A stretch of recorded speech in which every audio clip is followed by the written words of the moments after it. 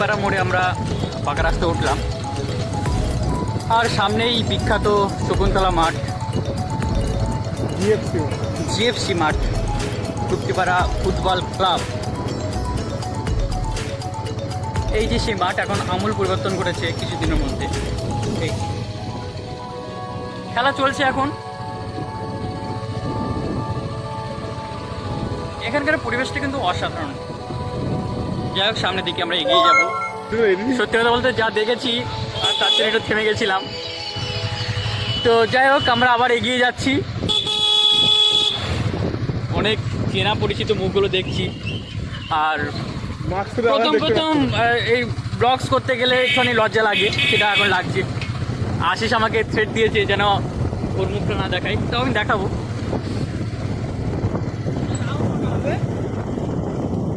আমি ব্লগ কিন্তু গাড়িটা যেন ঠিকঠাক চালাস, নইয়ে পড়ে যাবো। আস্তে আস্তে যাই। আসলে আমাদের আর একটু আগে বেরোনো উচিত ছিল, কারণ এখন অন্ধকার হয়ে গেছে। যা ভেবেছিলাম, এ কী ব্যাপার, এখানে মারবে নাকি? তাই তো বলছি। মাই গড, দেখতে দেখতে একটু মারপিটের সিনে চলে আসলো। এরকম অ্যাকশন মুভি হয়ে যাবে সেটা ভাবিনি। যাই হোক, সবারই হাতে এরকম কঞ্চি লাঠি দেখে না ভয় লাগে।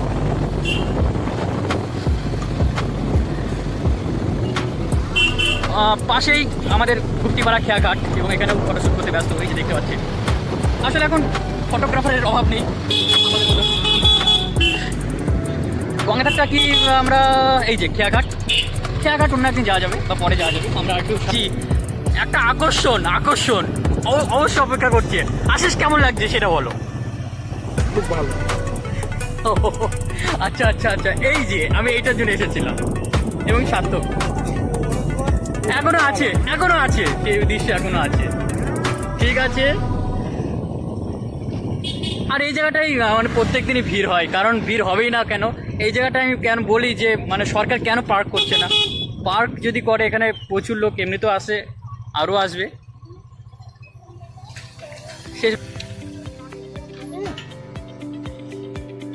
এইটাই হচ্ছে পিকচার অফ দ্য ডে। একটা ফটো তো অবশ্যই তুলতে হবে। এই পরিবেশ দেখার জন্য আমি অনেক দূর থেকে আসতে পারি, এ তো কাছে।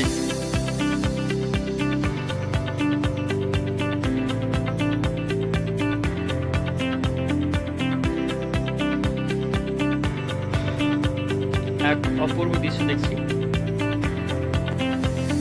আমার ইচ্ছা করছে ওই নৌকাগুলো নিয়ে যেন আস্তে আস্তে চলে যায়।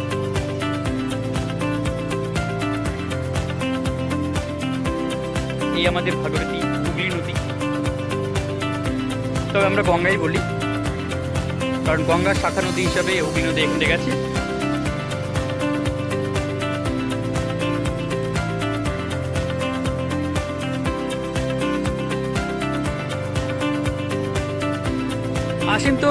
আশিস আমাদের পুরো আরাম কেদারে যেভাবে বসে সেভাবে বসেছে।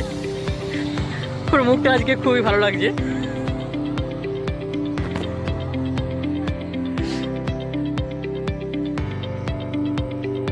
আর এখানে একটা মন্দিরও আছে।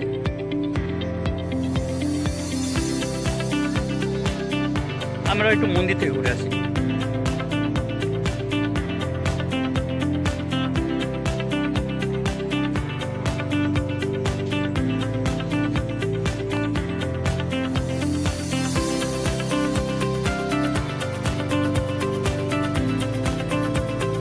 অমরনাথ ধাম।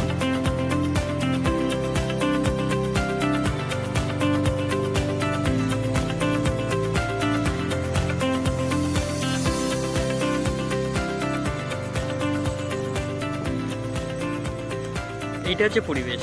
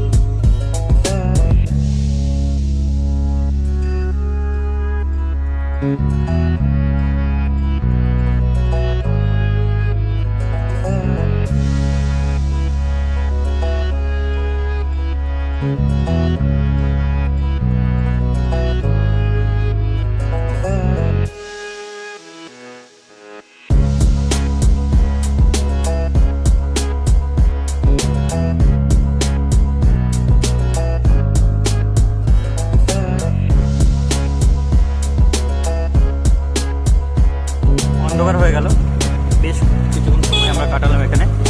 তো এখন আমরা যাব গুপ্তিপাড়ার খুব মানে নাম করা চায়ের দোকান, সেখানে চা খেতে। আপনারা সত্যি গলা ভেজে যাবেন আমাদের সাথে, এবং ভবিষ্যতে ওই দোকানে আপনারা চা খাবেন এবং মিলিয়ে নেবেন কেমন টেস্ট। তবে আমি আগেই বলছি না, আমি এর আগে খেয়েছি বলেই বলছি। চলুন একটু চা খেয়ে আসি তাহলে। এখন আইডিয়া করতে পারছেন না তো, তাদের সঙ্গে তখন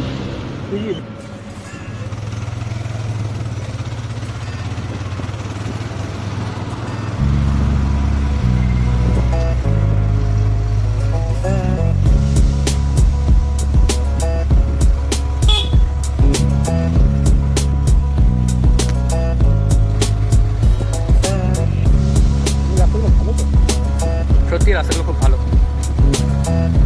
তবে এটা বলা যায় যে গুপ্তিপাড়ার অলিগলি এখন কিন্তু কংক্রিটে মোড়া। আর গুপ্তিপাড়াকে কেন দ্বিতীয় মালদা বলা হয় এখন কিন্তু বোঝা যাচ্ছে, চারিদিকে শুধু আম বাগান।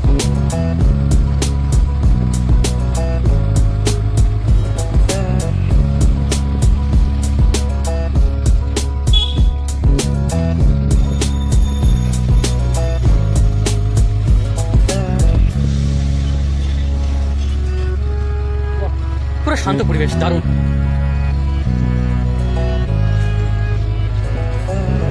গুপ্তিপাড়ার বাইরের পরিবেশ অনেকেই দেখেছি, কিন্তু ভেতরের এত সুন্দর পরিবেশ আমার মনে হয় অনেকেই দেখে। সবুজে ঘেরা, পুরো শান্ত।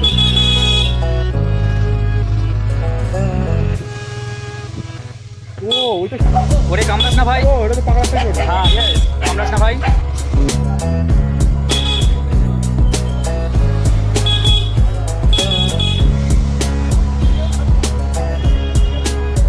সাধারণভাবে গুপ্তিপাড়া স্টেশন রোড আরও বেশি জমজমাট থাকে।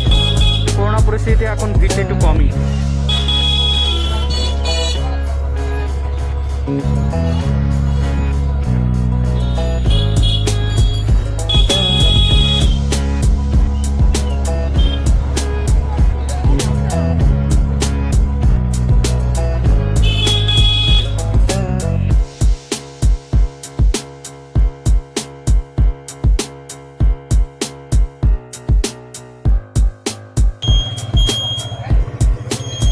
অনেকের চেনা জায়গা গুপ্তিপাড়া স্টেশন। এবার নিশ্চয়ই বুঝতে পারছেন কোন দোকানে আমরা যাচ্ছি।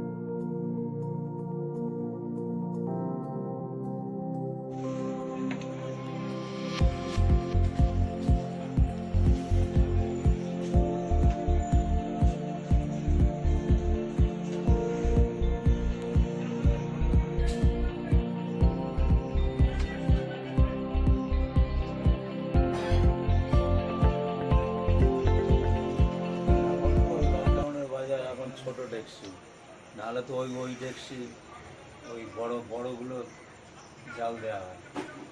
নরমাল সময় কত কাপ হয়? হ্যাঁ নরমাল সময় কত কাপ? ও এখন লকডাউন তো এখন বেচাকিনি কম। নরমাল সময় নরমাল ধর 500 কাপ। আর সব মাটির কাপ, তাই তো?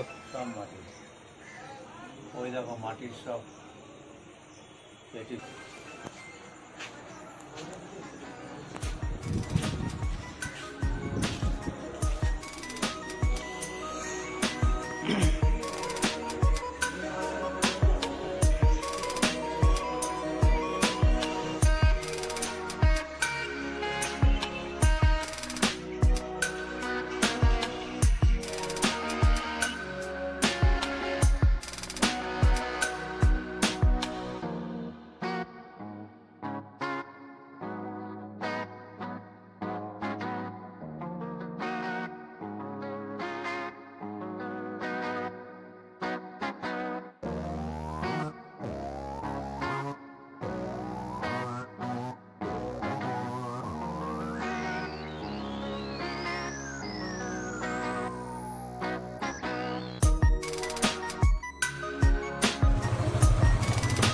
যাই হোক, আমরা চা খেয়ে শেষমেশ আবার বাড়ির পথে রওনা দিচ্ছি।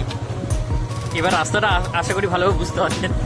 তো চা কেমন লাগলো দোকানদারের সামনে কিছু বললাম না, সেই বিষয়ে আমি প্রথমে আশিসের কাছে শুনবো। আশিস, কেমন লাগলো? খুবই সুন্দর, একটু অন্যরকম, চা অনেক জায়গায় খাওয়া হয়েছে। মানে স্পেশালটা তোমার কাছে কি মনে হলো? আমার মনে হলো এটা শুধু দুধের চা, আচ্ছা, আর কিছু তো আছেই হাতের গুণ, কিছুটা দোকানদারের উপরেও নির্ভর করে, সামথিং স্পেশাল অন্য দোকানের থেকে। হ্যাঁ এটা ঠিক। আশিস আমরা অনেক দোকানে চা খেয়েছি, আর স্টেশনের নিচে ঠিক আমরা যখন মানে এখন করোনা পরিস্থিতি, সেই জন্য এখন ভিড়টা কম, তখন কিন্তু আমাদের অনেকক্ষণ দাঁড়িয়ে থাকতে হয়, তাই তো? একদম, আজকে তো একটা ভিড় কম ছিল।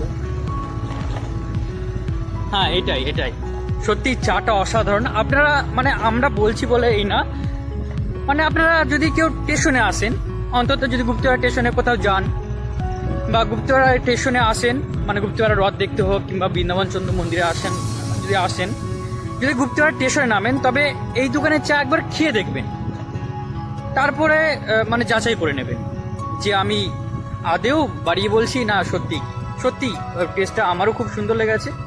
তো এই ছিল আজকের ব্লগ।